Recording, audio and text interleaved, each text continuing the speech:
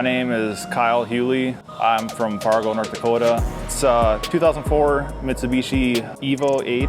Well, I bought it pretty much completely stock. Since then, I've gone through a couple motors. This last year, I finally bit the bullet and bought a billet block, R&R aluminum rods, and Wiseco pistons, an OEM crank.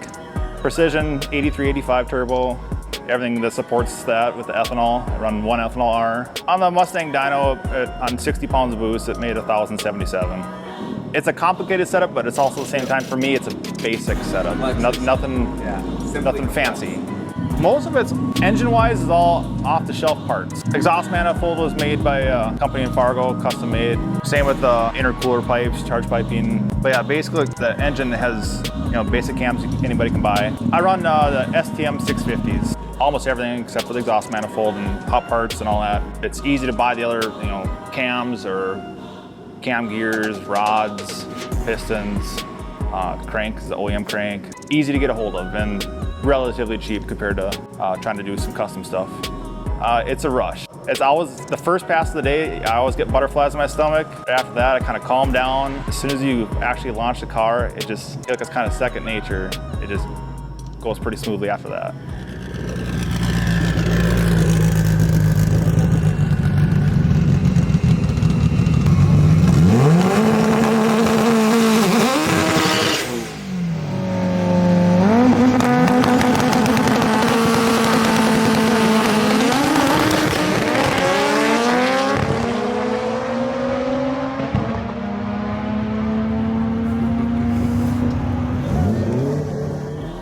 Modification that I've done that I should have done a long time ago, probably the billet block.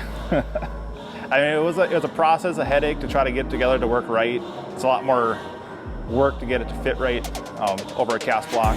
Just knowing now that, it can handle all the power. The hurdles with this thing, there's always broken parts. I break axles, I've gone through quite a few head gaskets with it before. Every little thing until you get it perfect. My favorite moment with the car was it was last year. It was kind of an up and a down. Ran my first 8-second pass. It was up because I ran an 8, but down because I thought I blew the motor again. All of a sudden I popped the engine bay and there was oil everywhere. And I was scared to fire it back up and fired it up and it ran just fine. It just overflowed the catch can. Something that I won't ever forget is the first time I blew up an engine. When there's a piece of a rod sticking out of the block. Mid-run and you're trying to hit the brakes and there's oil on your tires and yeah, trying to slow down with slicks with oil on them. It's a little sketchy. I guess people I want to thank would be, well, number one, my wife. Very supportive of this very expensive hobby. My parents have helped me out before too. And friends helped me out work on the car, wrenching on it.